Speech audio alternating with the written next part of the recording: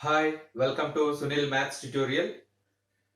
In this video, we will learn about Lagrange's mean value theorem. Lagrange's mean value theorem. In the previous class, we learned the Rolle's mean value theorem. Now it is Lagrange's turn. Let us see the statement of Lagrange's theorem. If f maps closed interval a comma b into capital R be a function such that it satisfies two conditions. F is continuous on closed interval a comma b. F is derivable on open interval a comma b. Derivable means f is differentiable. F is differentiable on the interval open interval a comma b. Then there exists a real number c belongs to open interval a comma b such that f dash of c is equals to f of b minus f of a by b minus a. Observe the statement. F is a function that is defined over closed interval a comma b. That is defined over closed interval a comma b, whose range is capital R, which maps from closed interval a comma b into capital R. It has two properties. The function f of x has two properties. F is clearly continuous function on closed interval a comma b. F is derivable means the function f is differentiable on the open interval a comma b.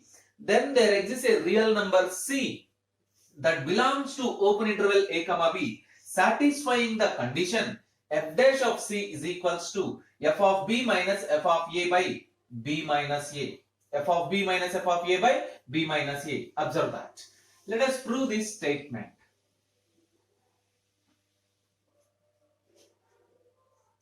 Proof of Lagrange's mean value theorem. To prove this theorem, define a function.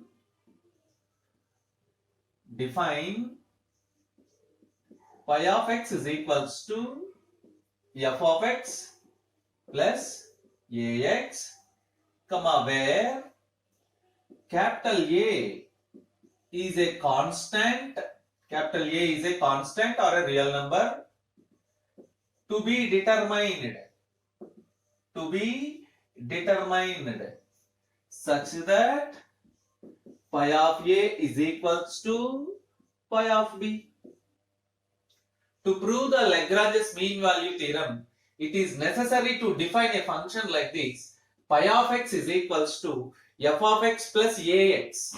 F of x plus ax, where a is a constant to be determined satisfying the condition phi of a is equals to phi of b. Since phi of a is equals to pi of b, what is pi of a? Pi of x is equals to f of x plus ax. Replace the variable x by the element a.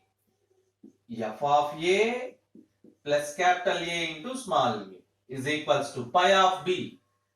F of b plus capital A into small b, which implies shift f of a to right side and ab to left side. AA minus AB is equals to f of b minus f of a. By making capital A common or minus a common, you get b minus a is equals to f of b minus f of a. Shift this term to right side, you get minus a is equals to f of b minus f of a divided by b minus a. That is, capital A is equals to minus into f of b minus f of a divided by b minus a. Let it be equation number 1. Equation number 1. Observe that. Let us continue.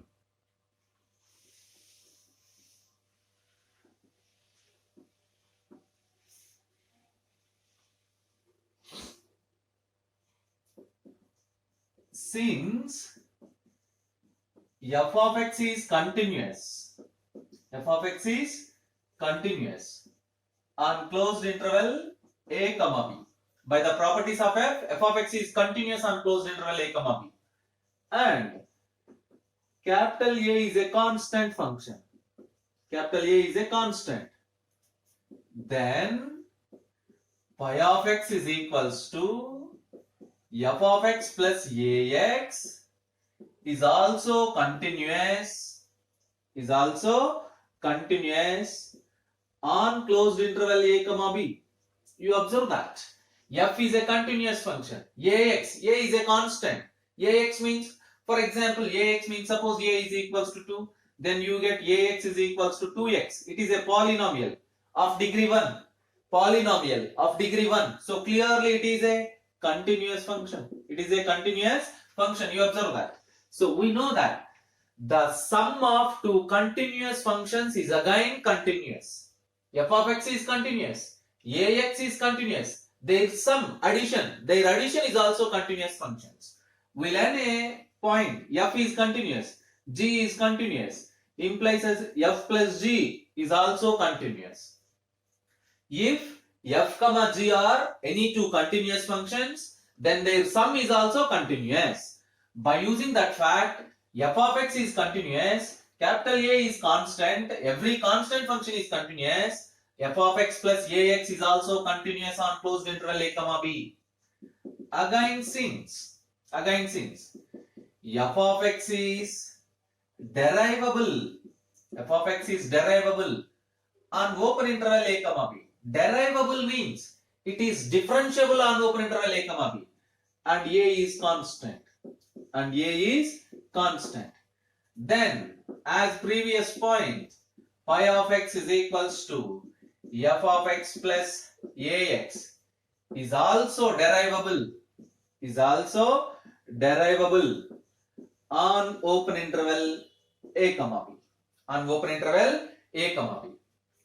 Also, we define that pi of a is equals to pi of b.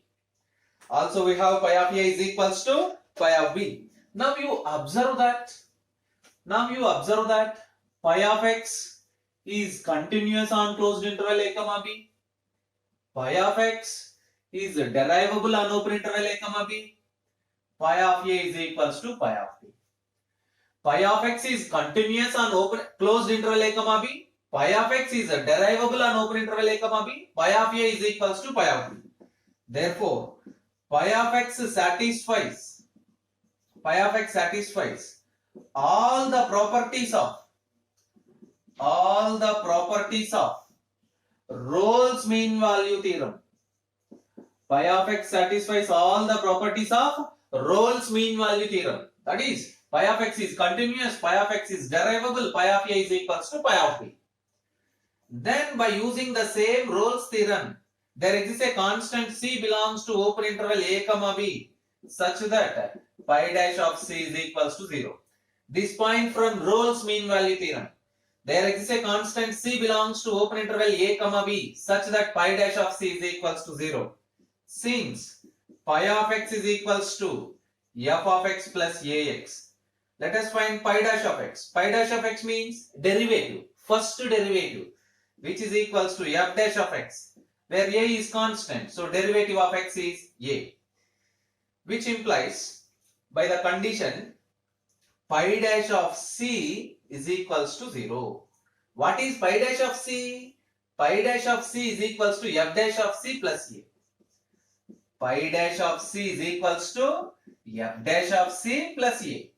Pi dash of c is equals to 0 means, here we have pi dash of c is equals to 0 means f dash of c plus a is equals to 0. F dash of c plus a is equals to 0. Let's continue.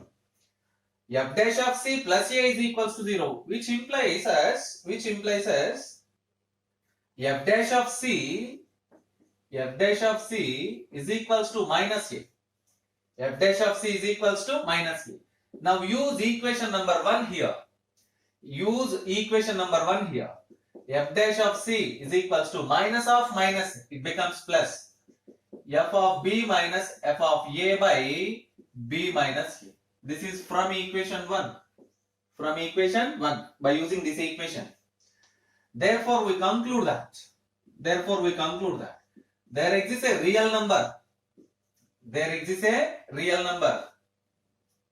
C belongs to open interval a comma b such that f dash of c is equals to f of b minus f of a by b minus a. F of b minus f of a by b minus a. This completes the proof of the Lagrange's mean value theorem. This completes the proof. Hence proof. Practice this theorem, which is very important for your end semester examination. In the next class, we learn about Cauchy mean value theorem and some problems depends upon these mean value theorems. Keep learning.